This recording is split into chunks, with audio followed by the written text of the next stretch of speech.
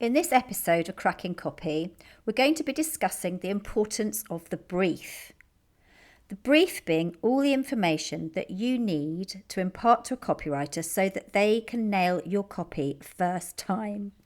I'm Minnie, I'm co-host of the Cracking Copy podcast, and my guest this week is Cindy Herraman-Stowers, a marketing pro with over 2 decades of experience. So, whether you are the person who is giving the brief, perhaps you're a copywriter taking the brief, or if you're somebody who's looking to write your own copy, we're looking at what makes a great brief and also the nitty-gritty of pre-writing preparation. Cracking Copy is a marketing and copywriting podcast where we lift the lid on writing for business and read between the lines of effective copy. This is a podcast for creative entrepreneurs and savvy business owners like you who understand the value that great copy can bring to their bottom line. We dive into a different aspect of writing for business in each episode, debunk the myths about how we should write, and explore the ways that writing can be fun, conversational, and creative, while also being high impact for serious results. So listen, laugh and learn with us, Ella Hoyos and Minnie McBride, as we share our words and wisdom in each snack-sized episode. Expect some lightbulb moments, interesting guests and practical takeaways as we crack the copy code together.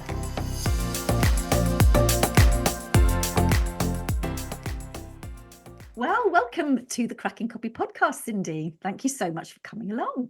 Thank you for having me. Well, I think we'll just start off if that's okay. Obviously, I've done the preamble about this episode, but perhaps you could tell our listeners a little bit about yourself. Yes, certainly. Well, as you said, I do have rather large number of years experience in the marketing industry and the sort of dynamic and ever-evolving world of creatives. And during that time, I've worked with small and medium-sized companies across a range of industries, from retail and education, transport and hospitality and health. But I've also got about 10 years experience working in a large creative agency. So I come from both sides.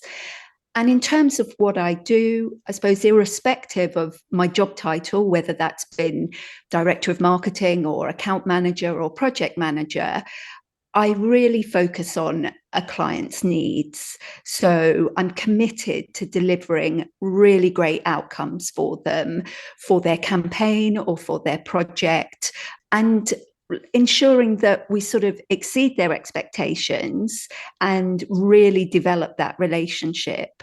And I suppose that's what I'm most proud of when I work with people. And I really enjoy the relationship building. And that's what's worked for me.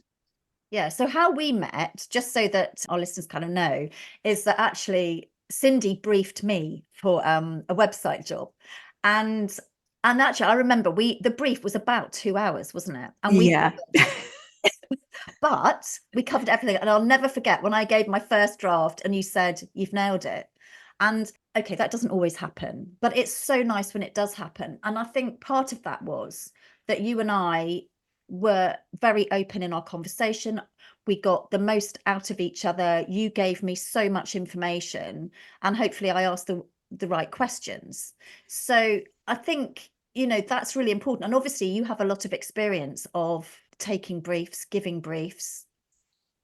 Yeah, I mean, I do remember that conversation. And yes, I mean, apologies, it was 2 hours. I don't think, it shouldn't probably take that long, but the outcome was amazing because, yes, you did nail it in that first draft. And other than some minor tweaks and things that evolve along the way, it was pretty much perfect, which is fantastic. And I always think the more time and effort that you put in right at the very beginning of whether it's an individual asset that you want or a huge campaign, whether your budget is £500 or £500,000, if you start right and you lay the good foundations, it's definitely going to pay dividends in the end. Yeah. So whether you're briefing, you're a client briefing a copywriter, or you are the copywriter, or it might be that you're somebody who's going to write their own copy, because I know some of our listeners do write their own copy and that's why they listen to our podcast, because it's the tips. Then it's all about what you need what you need in order to get the copy right. And Yeah. obviously, depending on what you're doing, but you've got to have a really big think about all of the information, and there is a lot. I mean, when there's so much to think about, and it's not just how long it's going to be and what it's going to be. Is it going to be a website and how many pages on the website? There's so much more, and I think we'll want to sort of cover that a bit today, don't we? Yeah, definitely. And I also find sometimes a client perhaps will come to you and say they want something in particular, a particular asset. And even before you start thinking about what that asset is, I always ask the question, why? What's made you decide that that is the right asset for you to achieve the objective or to address the pain point that the client is sort of experiencing? Because with some experience, you might understand, or if you know more about the business, you might understand that actually, if you chose a different output, so they said they wanted a brochure, but actually an email would work better for them and have better outcomes. Right at the very beginning, when you're asking all those important questions, you're actually going to ensure that you're creating the right asset for the pain point or for the objective. And so you're not wasting time writing copy for something. Your copy could be great and the outcome in terms of the asset that's created is great, but if it's not doing the job, i.e. the job of solving whatever the pain point is, it sort of then becomes irrelevant. And by asking those questions right at the very beginning, when you're doing that deep dive and just checking, are we writing copy for the right asset here? Is it going to solve the problem? Is the output going to support the client's objectives?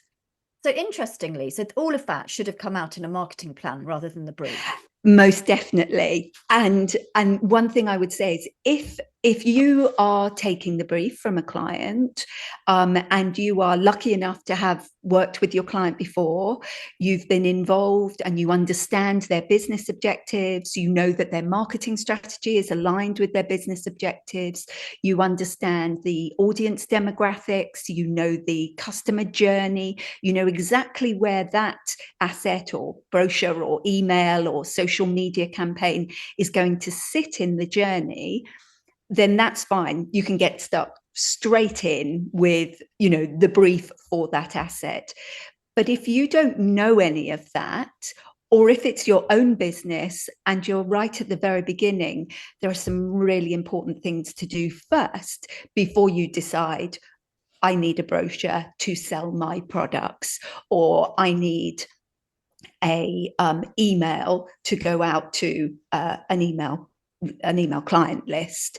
I think it's important to have a really good understanding of either who you are, what your objectives are, what your USP, a really good marketing plan up front if you yourself are the client, and you're writing copy for yourself. But if you're being briefed by a client, don't be afraid to ask for more detail and to really sit down and have a really great, planning or strategy meeting first, because everybody wins.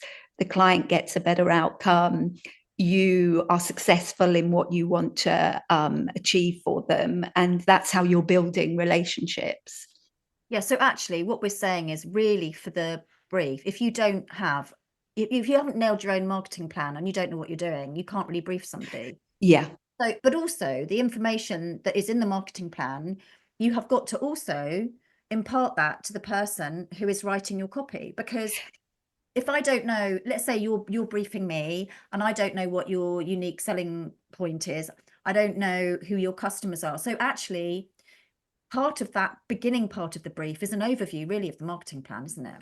Definitely. Yeah. Starting, even if it's your own business, why did you set up the business? What was it that drove you? What is it that drives you to run this business? You know, if you think about, and I didn't make this up myself, I should add, but I read a post that said, you know, Nike doesn't sell shoes, they sell a lifestyle.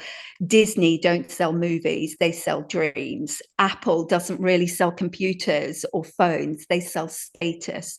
And Amazon doesn't sell products, they sell convenience. So I think really understanding why you set up your business if you're writing copy for yourself, and understanding who you are, what your unique selling point is, why people should buy from you if it's a product, or work with you if it's a service, really having that nailed right at the very beginning, that will really, really help. Well, it will help you sort of with your own strategy and your own business objectives, but it will certainly help anybody that you're having to brief in, a copywriter, a designer, a web developer. Yeah. So I think if you haven't done that work, you need to go away and then you need to listen to this podcast.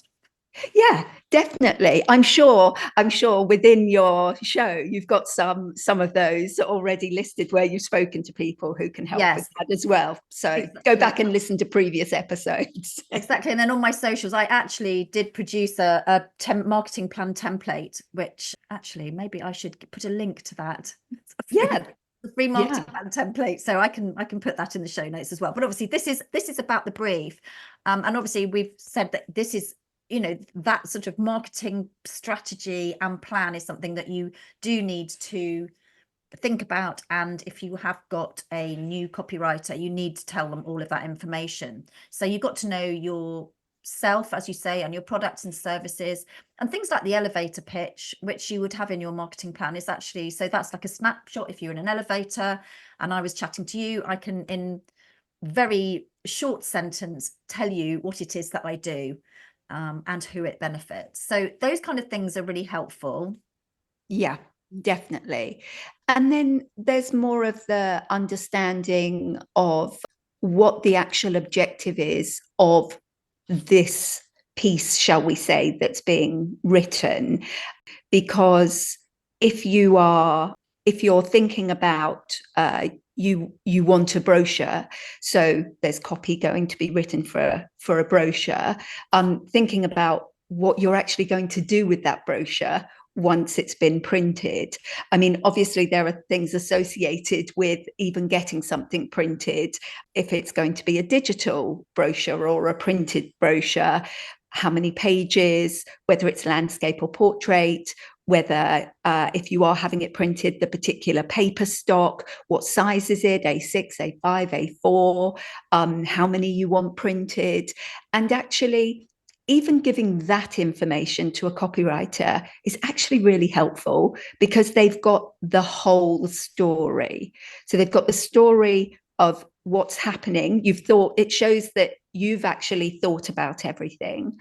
And then once you've got your product actually printed, what are you going to do with it?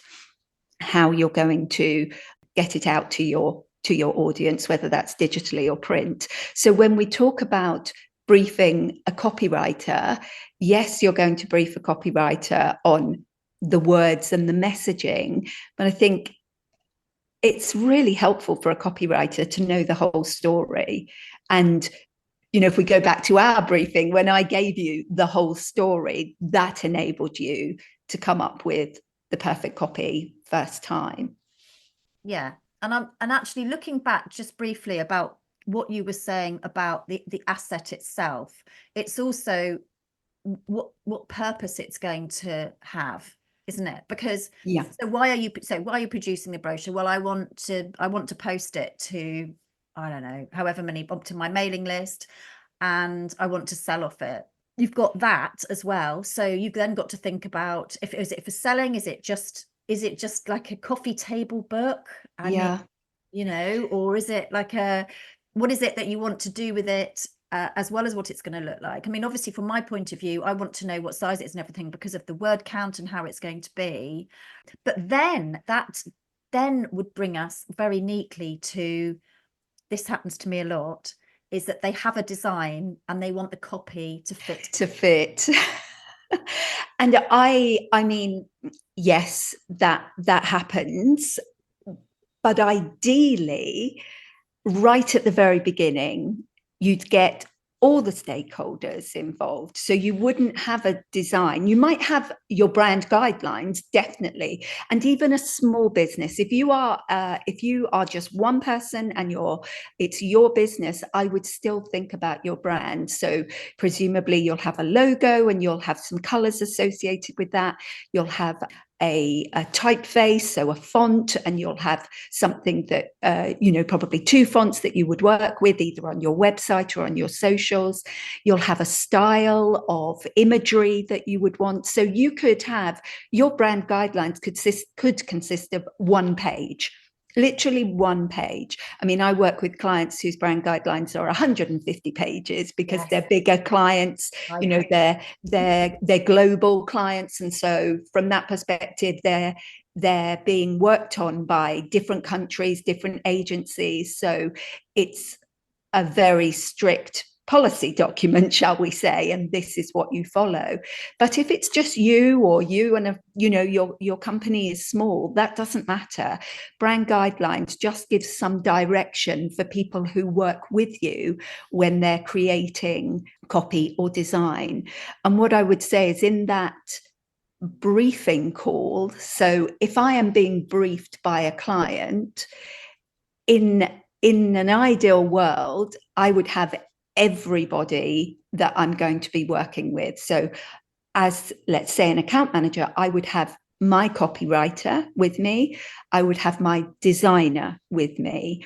And if it was going to be a website, I would have my website developer. So there would be 4 of us on the call taking the brief from the client, because we each bring something to the party, shall we say, in terms of the questions that we're asking and the importance of things. So you don't then come a cropper where, the designer has received the brand guidelines and only has enough copy space for 300 words, and you've been asked to write a long form piece of 1,500 words, so having everybody right at the very beginning so that each specialism can ask their pertinent questions. Tone, formal, informal, informative, educational, explainer, engaging, salesy, all of those things in terms of copy. And then design, how much freedom you have. White space, how much white space does a client like? We always say we like a lot of white space with things. I think that's a general thumb, isn't it? Yes. Readers of a website do not want blocks and blocks of copy. No, not at all. Yeah, if in doubt, take it out. I mean, just keep it succinct, and I mean, that's the copywriter's job. And if you're writing copy yourself, I mean, when you're looking at something, and I find social media posts are the main things, because there is so much out there and we're sort of doom scrolling. So having copy that is engaging, eye-catching, short, invariably for social, that's really going to make an impact, coupled with a design that will only come about if you've had good conversation beforehand, where copywriters and designers can work together. Because if there is more budget and you're able to have a designer work with your copywriter to develop the story and the campaign, you can have some glorious outcomes. You really can, where copy and design work together. But with the advent of Canva and things like that, you can, if you are working for yourself, you're writing your own copy, you can see templates within Canva that you can see the length of headlines to give you an idea of how long your headline should be. So there are lots of guides, and obviously listening to your podcast as well will give you guidance on those types of things. I do. And it's interesting that what you're saying about working together. And I think for me, that happens quite rarely. I mean, most of the time I get a call, Minnie, can you write the copy for our website? It's already done. But what hasn't been thought about necessarily, as you're saying, is the prep. So, where's the call to action on the, the above the fold on particularly the website they'll have designed first. And it's Yes. quite frustrating. And then the web designer will say to me, well, there's too much copy, so I've cut some out. And you're thinking, no, no, no, no, no, no, no, no, no. Give it back to me. But also then you're thinking, well, you've only cut it because of the design. And then that's really difficult, because then you're dealing with the designer, and then Yes. and then you're only doing the brief that you've been given, and they're probably doing the brief they've been given, but we've been working completely separately. Yeah. That's quite hard. I do think that's quite hard. And then you're like, well, please don't, that bit's really important. So we need to, don't just cut it what you think is not important. Yes. Yeah. And ask to have the conversation. It's always lovely being asked to do work. So, if someone's asking you for work, yes, that's fabulous. I'd love to help you with that, so that we get the best outcome possible. I think it'd be great to sit down and have a chat with the designer. And at that point, even if the designer or web developer has created it, it's still a framework. If there's nothing in it yet, it's still a framework, and frameworks can be changed and modified. So again, having that conversation, laying that foundation right at the very beginning, it saves so much time for everybody, and it saves money. I mean, it really is a great cost-cutting exercise to put that extra hour, and that's really all it's going to take. If it takes an hour to do a normal brief, and by the person briefing taking the time beforehand to have that knowledge, obviously if you don't have any of that knowledge, it's going to take longer than an hour. But business objectives and marketing strategy and USP, and knowing who your competitors are, and understanding your demographic and your customer journey, you need that for everything anyway. So it's an exercise that will support your whole business. And if you've got that in place, just spending the little bit of extra time and having those calls, I think is really, really important. And if you're working then, I think perhaps with maybe a slightly larger company, I think they're impressed that you've even thought about the project as a whole, and not just as the copy that you're writing. I think that they understand that you want to support them in getting a really great outcome, and that you understand the dynamic between copy and design and user experience. And writing copy for a website is very different to writing copy for socials, is different to an email. And so if it's a campaign, it might include all of those things. You might be right at the very beginning of the sort of journey, and you're telling the same story, but you're telling it in a slightly different tone, shall we say. Now, one of the things I would like to touch on actually is, for example, particularly with websites. Now, Ella and I are going to be doing a website series coming up, where we're going to talk about writing your website. So very useful autumn series coming up. And obviously one of the things with websites is SEO.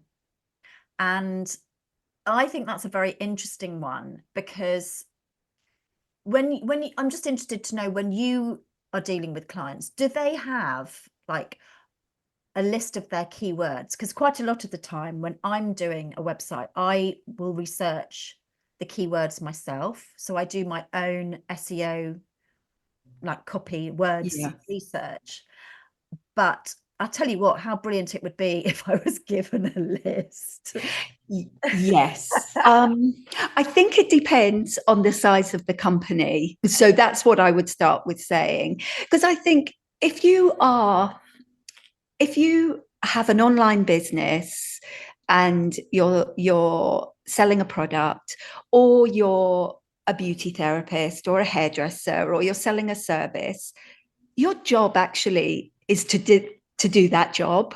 So understanding a whole nother person's job, like SEO or web development or any of those things, or marketing, that's quite a big ask, I think. So I think with smaller companies or individual owners, I generally don't get a list of keywords.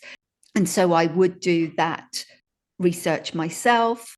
But within, say, a larger agency, there would be somebody responsible for finding those. So we would book time with an SEO specialist and they would do that with the client. Yeah, but obviously if you're a small business, you need to do your own research, and that's you need to do your own research. Yeah.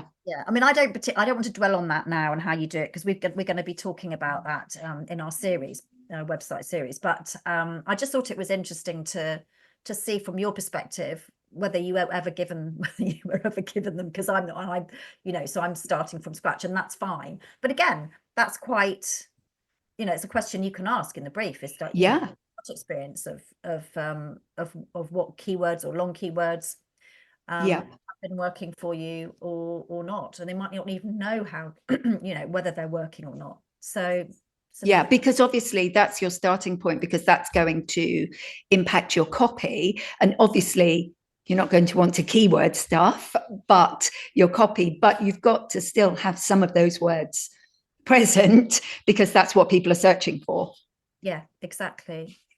Okay, so from your perspective, what would so I am, whether I'm a copywriter or whether I'm somebody giving a brief, or if I'm going to be doing my own copy.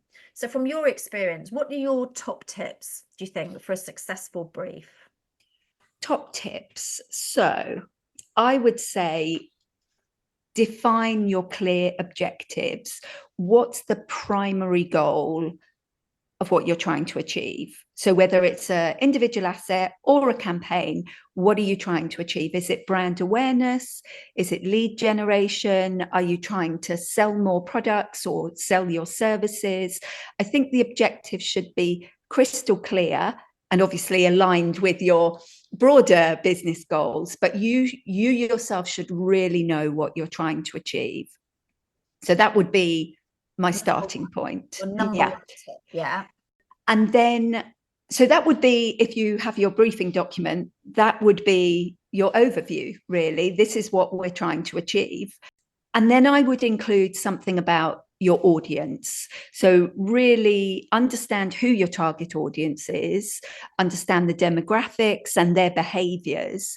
And that will help copywriters sort of distill the messages in the correct way. It also helps a design team understand if design is being involved as well. But really think about who's going to read this, because that will impact the tone, the formality or informality of the language. And then if you had to say one core message, just what are you trying to say? It needs to be concise and it needs to be compelling, and it sort of sets an anchor for the rest of the text. So if someone reads the copy and they only walk away with one thing, what should that be? Really understand what that should be. Mentioned the tone. I think tone obviously relates to the type of output that you want as well. So it needs to be aligned to the output. So if it's a brochure, if it's social, if it's a website, if it's long copy, short copy. So really understanding the tone. And then, I know it sounds crazy, but any deadlines, understanding when this needs to be delivered by, what the expectations are for drafts. Does a client want to keep going at this copy forever and a day? Because some people like to refine and refine and refine and refine, and others will read something once and go, oh yeah, that's great, yeah, that's pretty much what I want, if you have nailed it, obviously. So I think, and that links into quoting really, because if you are quoting, you kind of want an endpoint. So in the brief, it should say, this also will include X amount of rounds of amends. So just understanding when that end date is. And then when you've got all this information, which would also include your brand guidelines, so your the the colours, the fonts that you can use, your style, your disclaimers, any mandatories, any legals, all of those things that need to be included. I think what you want to step back then and think about is, what do you want people to think when they read this copy? So it would be good to think about that. So let's say, if I may say, for the job that we worked together on, which was Rogate Pumpkin Patch, what do we want people to think when they read it? Well, we want people to think, this is fabulous. That's what we want them to think. Yeah. And then how do you want people to feel? When they read this, how do you want them to feel? And we wanted them to feel excited. And with the language that you used, people were very excited. And then the important one, well, what do you want them to do? They've read it, now what? Well, we want them to buy tickets. Yeah. So there has to be a call to action. So I would say those pointers that I've been through, but really thinking at the end, can you articulate what you want people to think, feel, and do after they've read the copy? But there's so much, as we have discussed, that goes into all of that. I mean, crazy amounts. So I think we are going to do a checklist that you can download in the show notes, and also look out for the series that Ella and I are doing on writing your website, which we will start this autumn. And also, if people want to get hold of you, Cindy, with your experience, we're going to put links to Cindy also in the show notes. But is there anything that before we wrap up that you would like to add, or do you think? I think we've covered a lot in this kind of. Yeah, I think it should be an exciting process, though. I think it's the most important document right at the very start. It lays the foundation, but it's really about storytelling. So we're going to be telling a story with this brief, and we're going to be building, you're sort of like the brief, it's the foundation, but what goes into the brief are the bricks for the house that you're building. And I think it should be an exciting time, and it might change, the scope can change, but I would see it as an enjoyable part of the process. Yeah, I agree. I mean, I certainly, I really enjoy the brief. I love it. So yeah, maybe I've been lucky. Quite lucky. Lovely. Well, thank you so much for joining us. You're welcome. We'll see you next time. You have been listening to the Cracking Copy podcast with Ella Hoyos and Minnie McBride. Don't miss out on future episodes by making sure you hit subscribe down below to keep up with all our podcasts. And more details and resources are in our show notes. So we'll see you next time.